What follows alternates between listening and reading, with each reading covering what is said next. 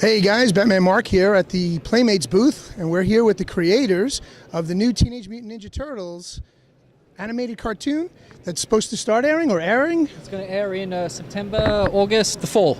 We know, around Starting there. in the fall. Around there. Starting in the fall. And this is Batman Marc here for ActionFigureCollectors.com. So I'm going to start asking some questions here, and we're going to just go back and forth. So here we go. Introduce yourself, please, if you would. Hi, I'm Ant Ward, the co-EP on Rise of the TMNT. Andy Suriano, also the co-EP. Brandon Mychal Smith, also the No, I'm just playing. I play Michelangelo. All right, guys. So I'm a diehard old school Turtles fan. Awesome. So I grew up with Turtles. You know, I was. There you go. Same. Yeah. So I was in college when they first came out in '82, and I have all the original rubber-headed figures from Shredder on down to the 4 Turtles, each worth like stupid money. But that's not what we're here to discuss now. We're here to discuss your show, and I want to know, taking the old style of the show to the new style of the show, what's the same?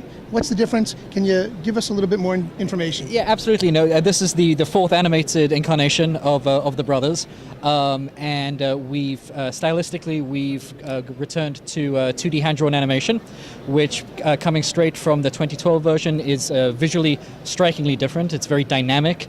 It's very graphic. It's full of energy, and it's very cinematic and full of humor and action. Well, and at its heart, I mean, what's similar about it is, you know, well, one, they're still brothers. They still love pizza. They still have that banter. They still have the banter. But, you know, it's the brotherhood that's really always been the bedrock of the show. And their relationship with each other and with Splinter, with April, all that stuff will still be there. You know, Okay. It's, you know, it's just done in a different package, I guess. And your style is more along the lines of the artistic style. Would you say more anime or? No, I mean it's more Western influence, I guess. Okay. But it is, you know, very design conscious, I guess. You know, we went at it from a very specific point of view. We treated each turtle as you know, different species of turtles. We thought this helped. This helps. You know, amplify, I guess, their existing traits, their character traits. You know, the brothers. We've kept that at its core, but then again, we've just kind of brought it out in a new, kind of fresh way. The familiar archetypes, familiar characters with unexpected sides of their personalities that you might not be 100% familiar with in the past. Now you said very quickly that you based it on different species of turtles. Correct. Do you have specific species of turtles that you based each one on? And Yes. Can you give us that? Yeah. Well. absolutely. Yeah. Leonardo is red-eared slider. Okay. And he is a bit of a wiseacre of the group. He's very smart. He probably could and should be the leader, but in our version, he's not. He's not quite ready to be the leader yet. Okay. And instead, we have Raphael, who is a snapping turtle, which makes him a little bit more aggressive. He's bigger. He means well, but he might not think before he leaps, so to speak. And because he's the oldest of the brothers, he is the leader by default. Oh wow. Okay. And his size. And his size. He's huge. And then you go on down the So road. yeah, so then we have Donatello. Donatello is a soft-shell turtle, and because of this natural vulnerability he had to use his smarts to basically build a fleet of battle shells that he can switch out per mission requirements. Oh wow. Which is really, really fun. And he is the techie too. He is very much the techie, and he embraces it in ways that we might not have seen before. He's very confident in his skills, in his brain power. So he'd rather be in his basement working on his computer than being out. He just knows he's Yeah. He's not the wallflower that we've seen in the past. Okay. Yeah. And then we have the youngest of the group is a box turtle, which is. Michelangelo, cowabunga, baby. Isn't that awesome? And Brandon's amazing. Very good, Brandon. Thank you. Yeah. So Brandon, you want to talk about Mikey? Yeah, Mikey is hold on, go ahead. Mikey is the youngest turtle. He's the rock star. He's the life of the party. The artist. He's an artist. He tags his own shell, which is really cool. You know, Michelangelo is, I think he's always getting the turtles into trouble, but in the same way, he's always making the turtles feel like brothers. He brings them together. He's the happiest turtle, and he's the most fun. Let's be honest. Let's be honest, okay? All the other turtles love him. Party with you, sir. Yes, I got the invite for you. Very good. So what else can you tell us about this cartoon now it seems a bit more edgier? You know, No, go ahead, please. go for it. I mean, visually, it's a bit more graphic than what we've seen. Yeah, very sharp lines, Yeah. very edgy cut. But it lends itself to the 2D animation that we're doing, right? It's kinetic, it's frenetic, it's super dynamic and cinematic. I mean, I think I can safely say that you mentioned was it a Japanese influence animation, and it's actually, to be honest, it's been it's a hybrid of different styles that I don't think we've ever really seen before. We're purposefully trying to create something that's really visually unique. Out of the box shell. Oh, Nice. Good point. Go ahead. which lends itself to a really visually distinctive style.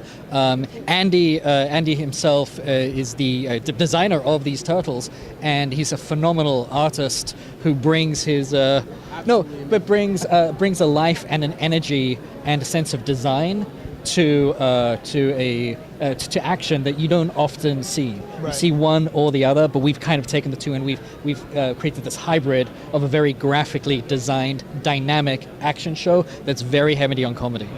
I owe Ant $20 right now. And why is that? Well, Inside joke, right? yeah. So tell us a little bit more about the tech of the whole show. In terms of you went to a 2D animation style. Yes. Can you explain why you chose to go that route instead of the digital route or the other animation styles? Sure. I mean, it was primarily. So I was on the last show. I was the supervising producer on Ciro's show for 6 years, Okay. and doing another Turtles relatively soon after the 2012 Turtles. It's you want to disservice either show by creating something that's visually similar. too similar. So Right. it's something Then that it looks like it's a drag from the other one. exactly, Carryover. so it's part of a very deliberate thing of like, well, this is something different. This is something that stands by itself on its own, and isn't trying to. Almost the word, the reboot isn't the right word. It's not a reboot. It's a reimagining. Okay. Yeah. A good way to put that. Yeah. I got to tell you, I was kind of confused at first because of the style. Because I'm the old bulky style figures, those chunky, Sure. cartoony looking things. I have the original comic books, and then when they came out with the figures, and I saw how rounded the figures were compared to the artwork, you seem to kind of draw back to some of the old black and white artwork Sure. from Eastman and Laird, which I grew up with. Yeah, I still we're- have those comics. We're big fans of those comics, and Kevin Eastman actually has been an integral part of So this you've new been in series. touch with them? Oh, yeah. Absolutely. Awesome. Yeah, I mean, even before we hit pencil to paper, we talked to him and got his blessing and kind of shared with him our vision, and it was sort of in line with some stuff that he either did or wanted to do or is currently doing.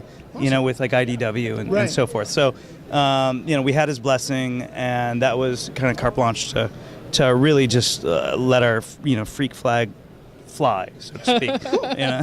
You took it in a whole new direction. Sure. It Again, definitely- like what? it definitely separates it from the previous, Yeah.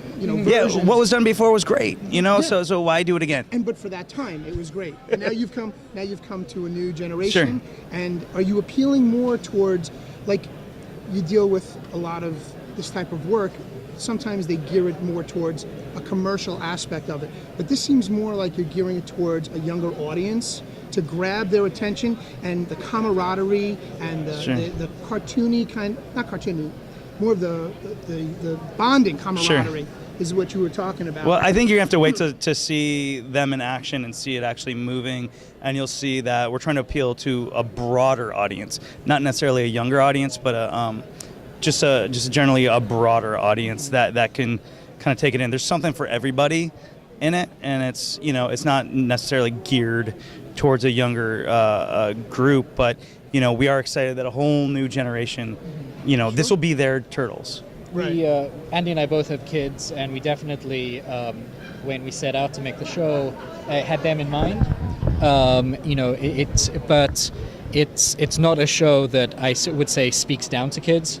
It definitely it has a level of humor and a level of storytelling and the type of stories we're telling that are aimed for a full family. So we want everybody to be able to sit down and enjoy, take away various different aspects from the show. And now, as far as the character such as Splinter, how is your character Splinter, aside from the size differential and his whole demeanor, how is he different than the previous incarnations?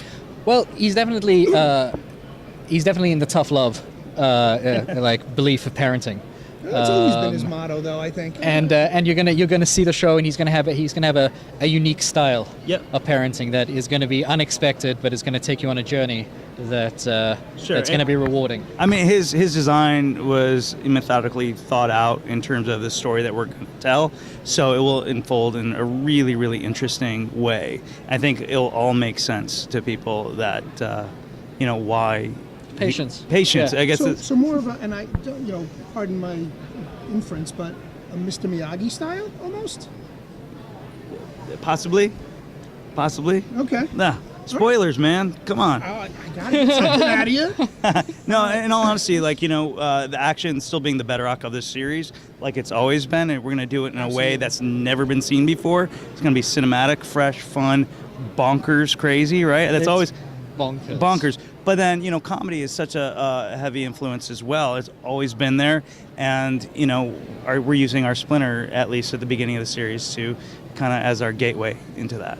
Very cool. Guys, looking forward to it. I Yeah, really awesome, am. dude. It was a pleasure. Thank you very much. Yeah. Brandon, a pleasure. Thank you. Adam, Andy, I'm sorry, Andy, and Ant. Yeah, nice to meet you, dude. Be Adam This on is